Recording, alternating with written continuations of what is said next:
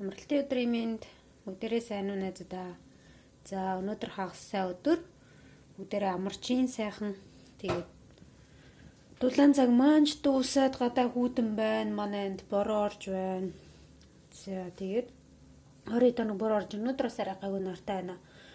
Тэгээд бид өнөө оройдоо амжаад салхинд гарахаар шийдлээ. Манай нэг хэдэн найзууд ирж байгаа гэж байна.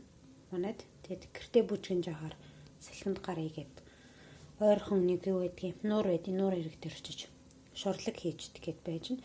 За тэгээд би айгүй хурдан зөөлхөн гоё болдог. Тэгээд удаан хүлээх шаардлагагүй, хэдэн цагаар хүлээх шаардлагагүй тийм шорлогныхаа жорыг та хэдтэй хуваалцчих гэж бодлоо. Тэгээд энэ юу юурсан бэ гэвэл 2.5 кг, 2.500 г тий.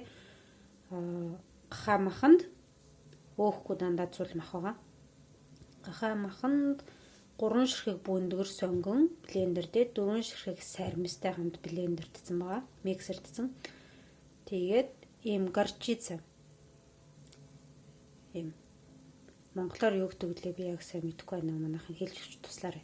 Горчица болохоор нэг халбаг, цайны жижиг халбаг. Тэгээд мэдээж давс. Хар перц. Тэгээд томат.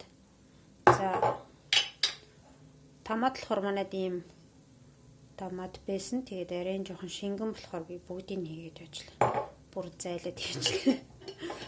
Энийн нэг талаар л байсан баг. Хэмжсэнгүй ямар ч нэг том ийм амны халуугаар бол нэг 4 байсан. За тэгээд наран цэцгийн бас нэг жоохон 2-3 цааны албах.